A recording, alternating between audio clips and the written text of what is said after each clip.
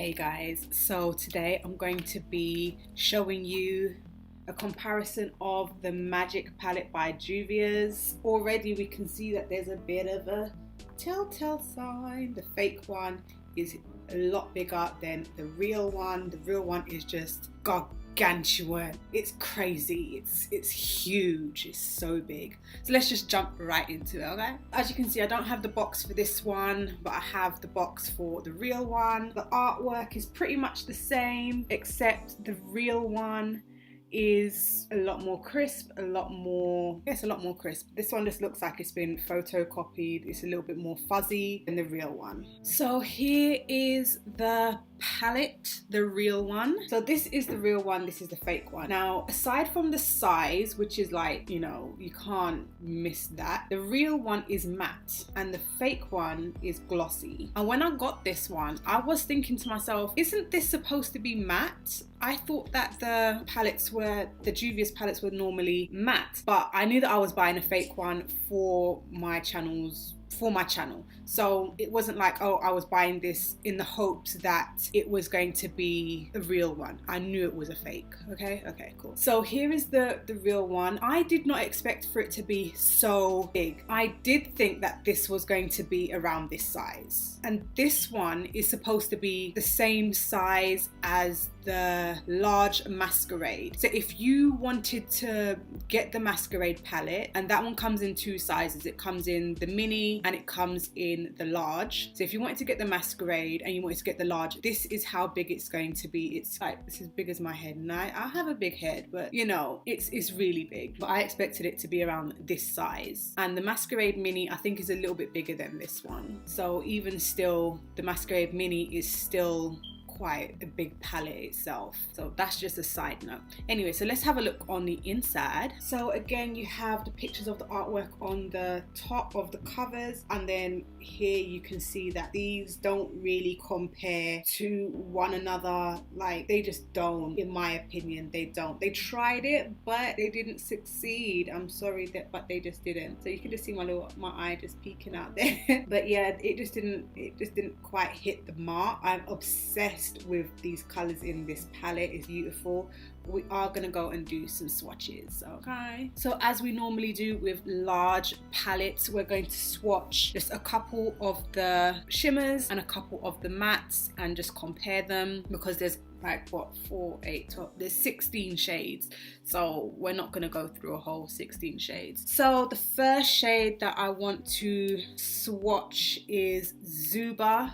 Oh my god, I absolutely love this shade. I love it. And just to let you know, I haven't swatched the real one as yet, but just looking at it in the pan, it's just beautiful, and it did not let me down. Oh, that is just, and it's even better in real life. I've actually been looking for a shade like this, like it's a baby pink with a gold shift. But every time I get these kind of shades, it tends to be more on the gold side rather than the pink side. So I've been trying to get one which is more pink, less gold, and I think I may have found a. And here is the fake.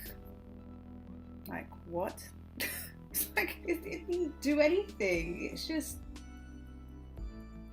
yeah, like, okay. And now we're going to try the shade Kogi, which is just here, and this is Kogi. I thought that was going to be a little bit more intense. This is the fake Kogi. Yeah, see, this one has the vibrance that I would like. This one has the smoothness that I prefer. See, this one went on a lot smoother than this one. This one was just like chalk alert. What a shame. Then we're gonna try Faso. Oh, that is so beautiful. That is so beautiful. And again, it's even more beautiful in real life. And the fake Faso, it's like, where is it? It's like literally, where did you go? I don't know. And then a dark matte shade, we're going to go for Ife here.